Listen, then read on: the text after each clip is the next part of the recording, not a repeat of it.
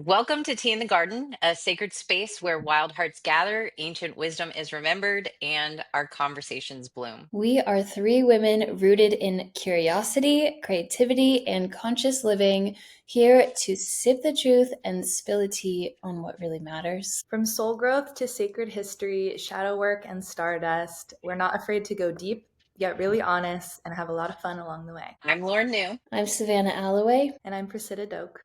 Welcome to the garden. Let's brew something. All right, girls, gays, and theys. Today we're talking about one of our favorite things, neurodivergence, specifically how it is related to intuitive ability and our theory on how what we call autistic people, ADHD people, neurodivergents, used to be called in the old world psychics. The Witch on the Hill. We have 5 points to this theory. We're going to give it to you quick and dirty today. So let's start off, guys, by defining, just in case you're not familiar with what is neurodivergence. It literally means your brain is just wired differently. So it's not a neurotypical brain. It's not wired in the way that most brains are wired. If you are neurodivergent, it's very likely you felt different or like you're having a completely different experience of reality your entire life. You may not yet have put a finger on what that difference is, or maybe you have had that neurodivergent awakening, which definitely corresponds with the spiritual awakening. And we're going to talk about these parallels and how they kind of are the same thing today. Yeah, and I think this is really important to understand that even our scientific and medical understanding of neurodivergence is still very infantile, right? It has been developing a lot just in the last few years, but it's still really new, and there's so much that we don't understand. What is said is that it is quite a spectrum, right? There's a reason this word spectrum is used, and a lot of the outdated old understandings of neurodivergence where one part of that spectrum was being identified, such as something like Asperger's, for example, that comes across maybe in a more extreme social way with like social differences. But there's so much else on this spectrum. And all of us have really, really different ways of expressing, especially for also in female bodies, which is very important to note. So I'm excited to talk about this topic today. And I wanted to add on that, Savvy, I feel like this has been kind of like the thesis of your work. I'm ready to do a PhD on it. Like it really is like your life thesis in like your spiritual work. And so I think it's a really, really cool topic, and I'm excited. Well, and I didn't come across it on accident. Every single student, we have each served hundreds and hundreds and hundreds of students in the National Intuitive Academy and even before that. And every single one of these people who are spiritually gifted, intuitively gifted, guess what, are also neurodivergent. And so we know in science that correlation is not causation, but when it's every single one starts to wonder and starts to develop theories. Something else I want to note on neurodivergence is that every neurodivergent brain is different from another neurodivergent brain. Neurotypical brains are pretty much all the same. Neurodivergent brains are all different in different ways, and it's a completely different neurotype. And you're different, your neurotype is different in different ways. So there's not, oh, you're normal, and you cross over into this territory and suddenly you're autistic. It's a completely different sphere. And the sensory needs, the social needs, all of it varies from person to person. You can have an autistic person who is very social, hi Priscilla, and you can have an autistic person who tends to be more reclusive, like myself.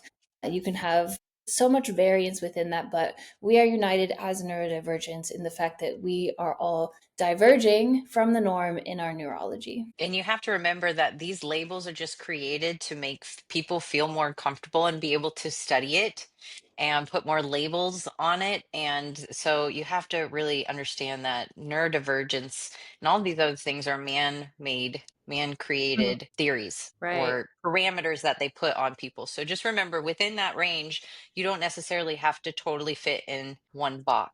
Yeah, I think that's an important point to make, because people like us in the past really were not needing to be really handled differently in society. There was just a place for us. And because there's not a place for us anymore, I believe this labeling and identifying is like there, we feel this need for it more, right? Because the space has been taken away. Mm-hmm. Been taken away. We used to be the medicine people, the witch doctor who lived alone on the hill. We used to have a very vital role in society. Yeah, the astrologers, the palm readers, the medicine people, men and women, the um, the people that saw the future, that read bones and runes and rocks and sticks and all, and everything in between, right? And so, yeah, let's talk a little bit more about this connection. Well, Yes. so on a psychological and anthropologic look at it, right? It wasn't just about reading palms or reading runes or telling the future.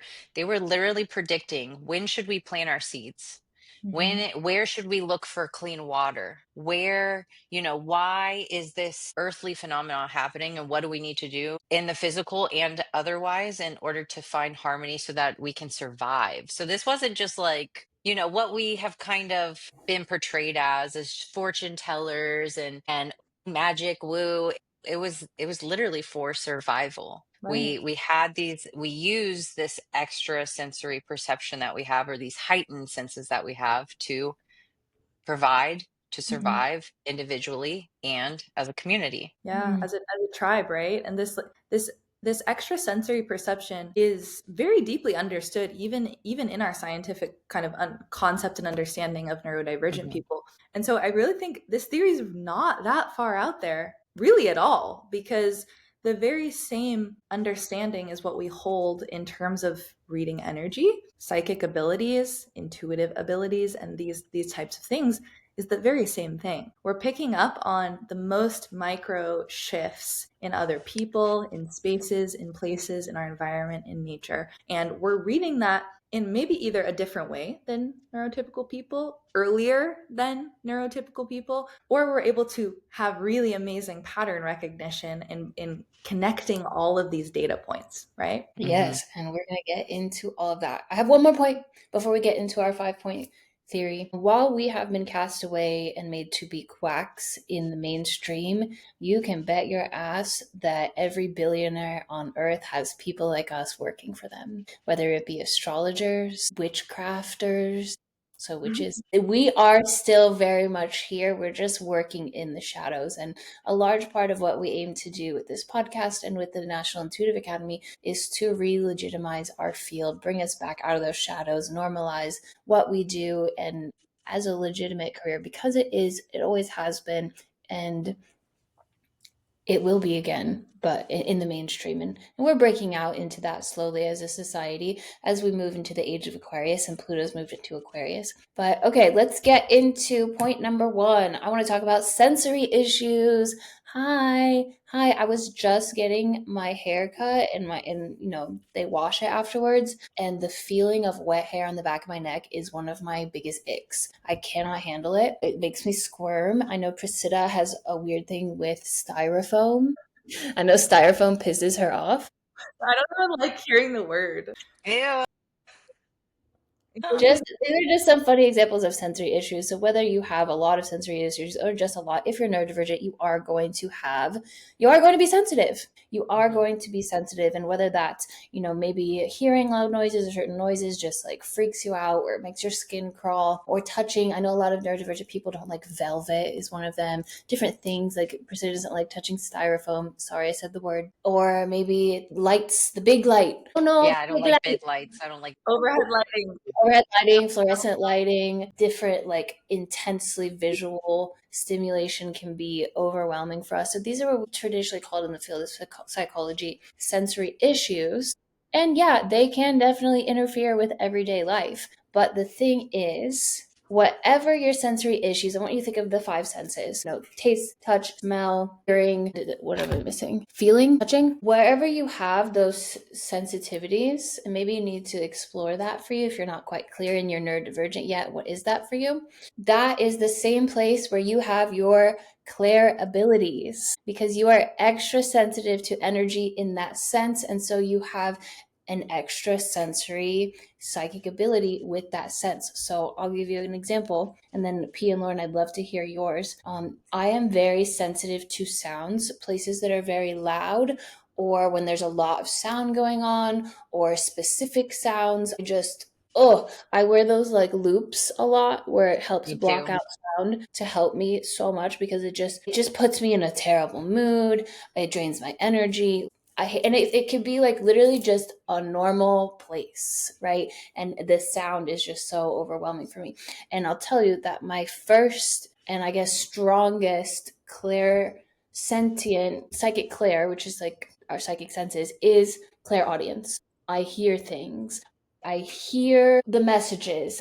I hear information, extrasensory information. So interesting that I'm so sensitive to my hearing, and that is my strongest psychic ability is that I hear things. I listen to the wind, I listen to the trees, and I receive my information psychically that way. So I'd love to hear you, P, and then Lauren. What's that look like for you? Yeah, for me, has always been twofold, what we would call clairsentience and then clairvoyance. So I'm hyper visual and hyper feeling sensitive, particularly with people. So my messages, my knowledge, my intuition, my psychic nudges, my telepathy comes through either actual pictures and visualizations that come to me, or I feel them in my body as like feelings, like really, really deep feelings or vibrations. It's hard to describe in words, to be honest, how that one feels for me, but it's very physical. It's very physical for me. That's how you get your psychic information. And when you learn that that's what that is, you stop feeling so crazy. Yeah. What about you, Lola? Mine is I'm very telepathic. So I just know things. The information will just drop in like an airdrop into my head.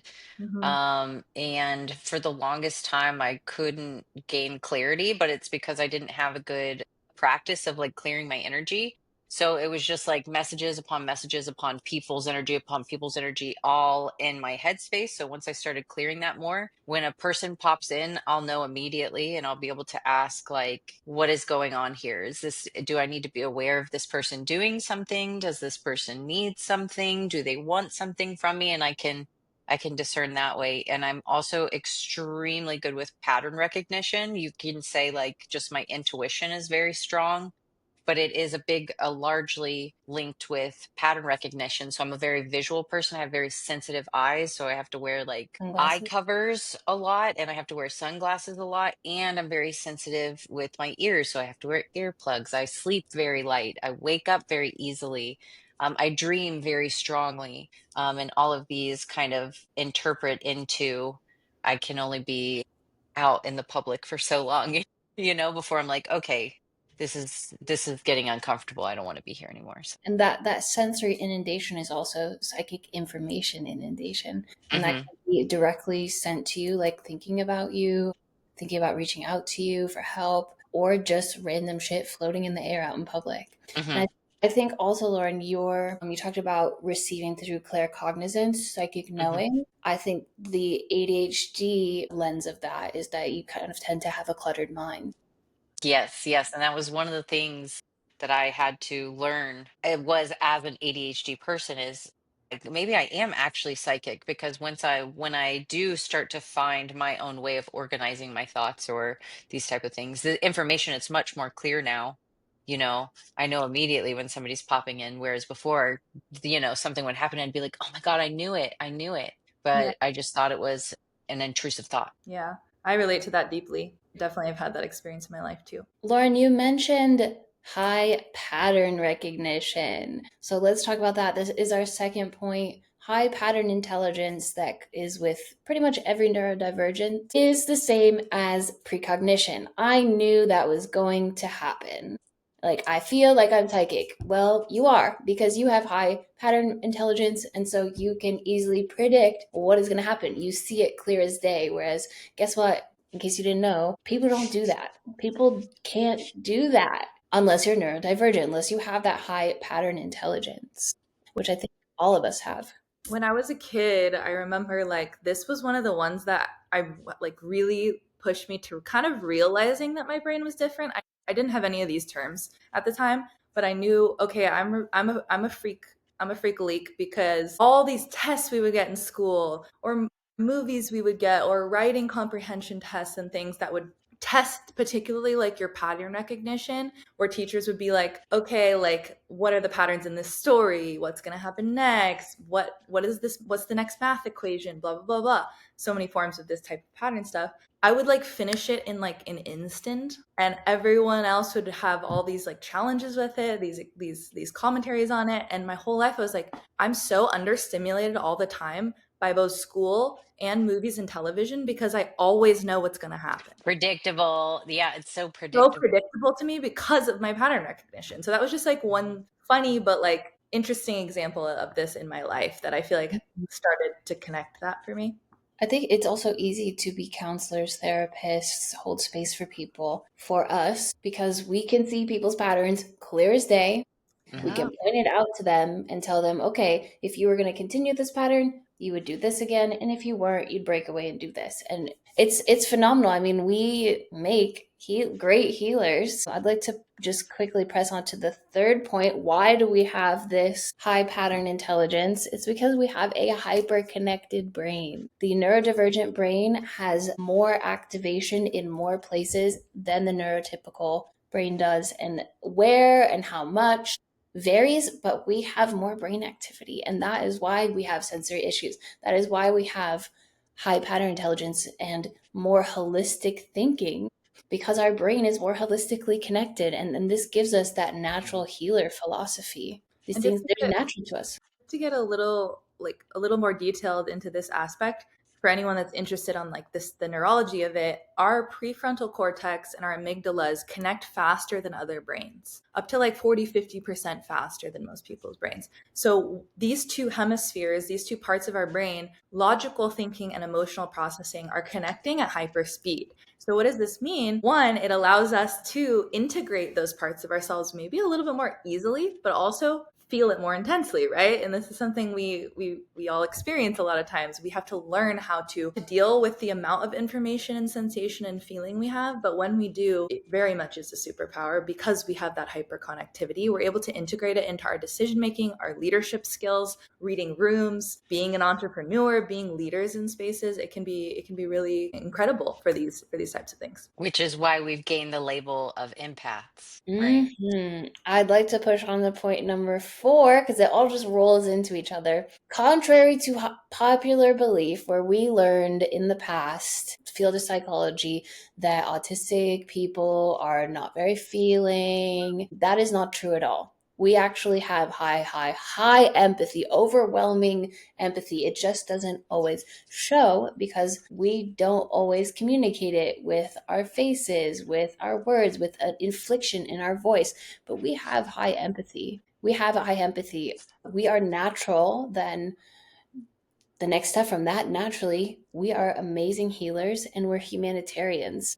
We're neurodivergent people have an extremely high sense of justice. And because we are so empathetic, which can be exhausting, which is why you need to learn how to care for your energy as this type of person, how to do energetic hygiene. We are natural healers because we can sense what is going on with people because we feel it ourselves. We just know it. We just feel it through our extrasensory abilities, through our high pattern intelligence, through our just hyper-connected brains putting out those little tentacles and feeling. We know what's wrong with people when they come to us for help. We see it and we can help. If you have any doubt about the extent to which these things we're talking about go, listen to the telepathy tapes. These are the more socially extreme, I put that in quotes, right, cases of people on the spectrum whom are completely nonverbal, and how much it really proves how much as a society we have grossly misinterpreted these beautiful souls expression as something that it is not, and we have missed what it is. We have really missed the depth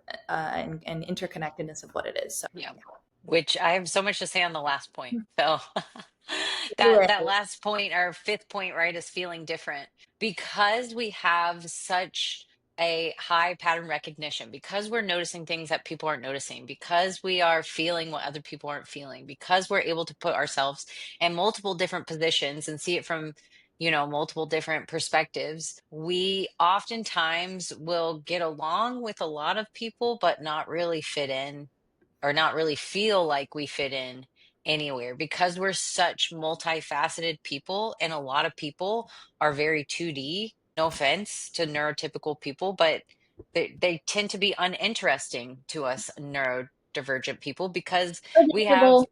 yeah, we like a lot of things at different times, and so I can really relate to that my whole life up until my late 30s, where I started really getting into my own practice and creating my own community. I felt completely ostracized from the world. I had no idea how I fit in or how these were strengths at all until I kind of took my power back and started with the shadow work, and we started with the portal and shamanism, and along the way we found ourselves. Yeah, I think this is definitely a very, very common thread among neurodivergent experience. And I think one, because as animals, we do know that we are different. We sense it, right? And so there's, I think, this like deeper biological part of us that instinctively tells us that we're meant to be an outlier in a sense. Even if our mind and heart don't accept that initially, we have to learn the wisdom and the specialness of our place in the world and in society.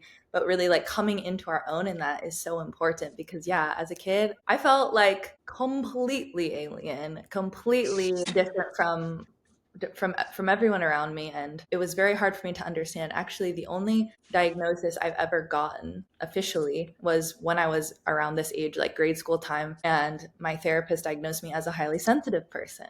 And at that time, I feel like it was like one of the only definitions for this, for neurodivergence, especially for girls. Like, girls just Mhm. were not looked at for, because I didn't have any of the acting out, class clown signs that some of the boys, quote unquote, would show for ADHD and such. So anyway, yeah, it was very liberating even to receive that, and then to come into deeper understanding in this work that we've done over the last years.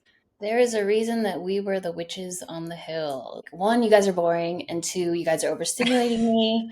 I have some hyperfixations to get into in my little hut. If you need me, come through, bring a gift, and I'll help you.